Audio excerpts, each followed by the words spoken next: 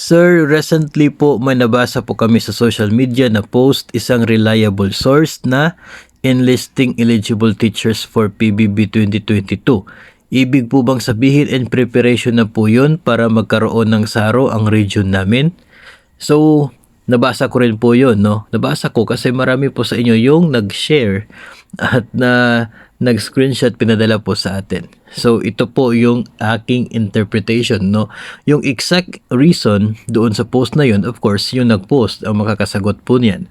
Pero ito po yung interpretation natin dyan. Yung listahan po ng mga eligible teachers, nadidetermine na po yun ng mga division offices, ng mga concerned personnel dyan.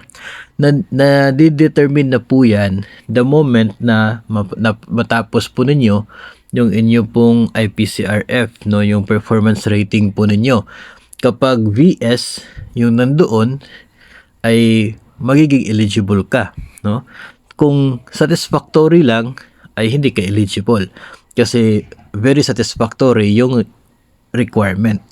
So, tapos makikita pa nila yung service mo para sa particular na rating period.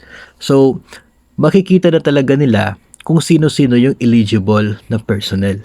So, kung ikaw ay proactive pagdating sa issue ng PBB, alam mo na hihingiin yung listahan ng mga eligible personnel kapag kinakailangan na para sa budget o sa SARO, ay kayo na mismo yung maggawa ng listahan dyan.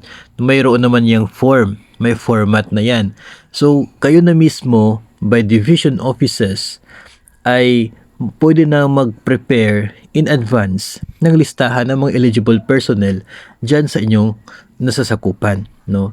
So, yun po yung ginagawa ng maraming division offices para if ever man darating yung araw na maging eligible sa DepEd, tapos hihingiin yung listahan para magiging basis sa ibibigay na budget, yung division ninyo ay handa na at isasubmit na lamang yung ginawa na listahan.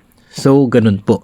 Totoo na preparation siya kapag bibigyan na ng SARO, pero it does not mean na kapag inihanda ninyo yung listahan ay eligible na o kaya ay kinakailangan na, no? Kasi nga, yung gumagawa ka pa ng lista, hindi ka pa nag-submit ng lista doon sa region po ninyo o kaya sa central office. No, yung preparation lang, of course, ginagawa talaga yan. That's part of our actions para mapabilis yung pagbigay ng ating PBB the moment na maging eligible yung agency.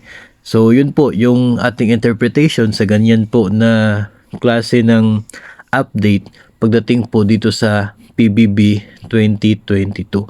And I'm sure marami na po sa mga division offices ngayon ang naghanda na ng listahan ng kanilang mga eligible personnel para the moment nahihingiin na kasi maging eligible ay ibigay na lang.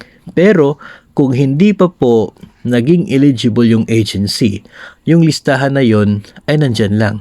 Ikikip lang yan kasi nga hindi pa siya gagamitin hanggat hindi pa maging eligible yung agency.